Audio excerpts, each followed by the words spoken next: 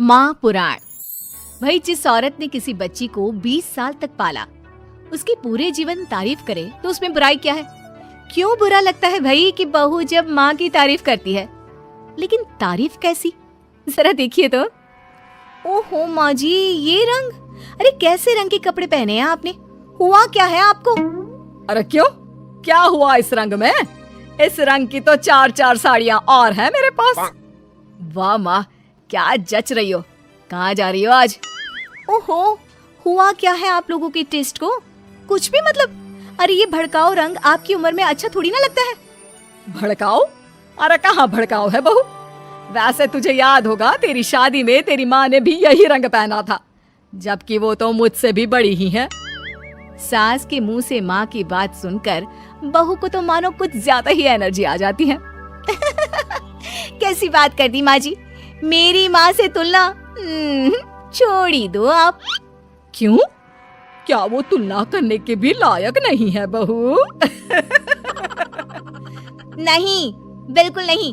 उनकी तुलना करनी है तो ज़ीनत अमान से करो, मौसमी चटर्जी से करो, या किसी और हीरोइन से करो, लेकिन आपसे कभी नहीं। ये कैसी बात कर रही हो तुम माँ से? और ये जो तुम्हारी माँ मेरे बारे में बोल रही थी, वो नहीं सुना क्या?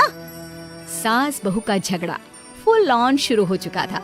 बेटे ने भी भलाई समझी कि वो वहाँ से खिसक जाए। अब अच्छा, मैं ऑफिस जा रहा हूँ, वैसे भी बहुत देर हो गई है। हाँ, जाना, तुझे क्या लेना देना। ये कल की आई, मुझे कुछ भी बोले तो। माँ, मैं वो। हाँ, मैं तो कल की आई हूँ ना, और आप कान खोलकर सुन लीजिए। पति है ये मेरे, ऐसे ही माँ का पक्ष लेते रहे ना तो कल की आई कल को चली भी जाएगी। अरे मैं वो। तभी बेटे का फोन बजता है। थैंक गॉड, सही वक्त पर फोन बचा। हाँ, मैं आ रहा हूँ। अच्छा माँ, बाहर दोस्त आ गया है, उसी के साथ जाना है ऑफिस, मैं चला। बेटा मौका देखकर खिसक तो जाता है, लेकिन सास बहू के बीच बहू की माँ को वहीं छोड़कर। मेरी माँ, उम्र जानती है उनकी?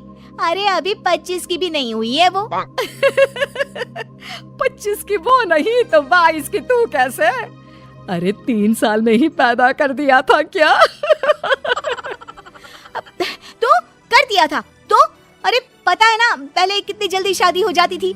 अरे हो जाती थी जल्दी शादी, माना, लेकिन इतनी भी नहीं कि बच्ची गोद से भी ना उतरे और ससुराल भेज दे। अरे बहू, तू ना बहुत बकवास करती है। अरे खुद सोचती भी नहीं कि क्या क्या बोले जा रही है।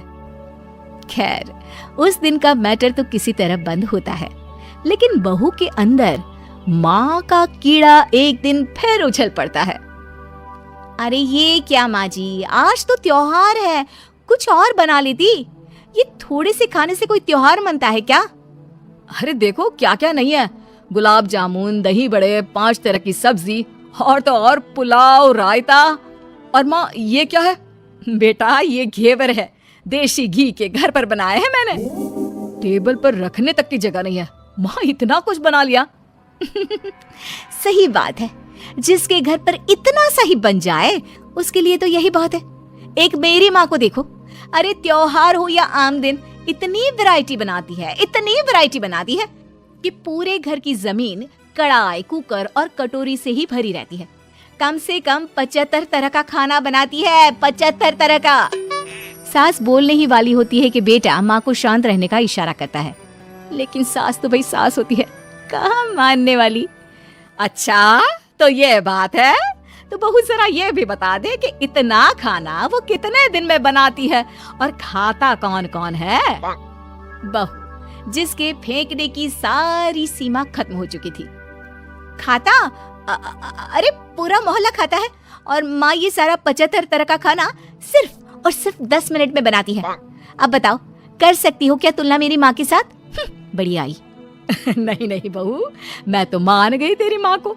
अरे 3 साल की उम्र में बच्चा और 10 मिनट में पूरे मोहल्ले के लिए 75 तरह का खाना।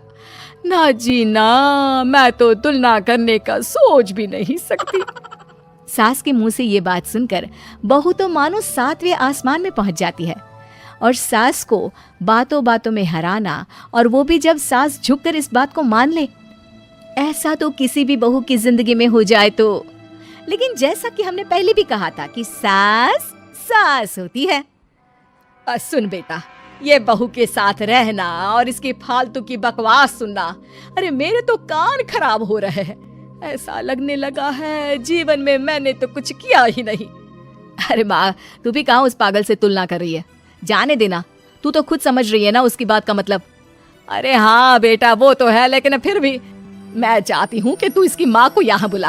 वैसे भी कई साल हो गए हैं उनसे मुलाकात नहीं हुई। अरे जाने देना माँ, ये एक ही काम है क्या जो तू उसकी माँ को भी यहाँ बुलाने की जिद कर रही है? मेरा भी तो सोच, काम करना पड़ता है मुझे।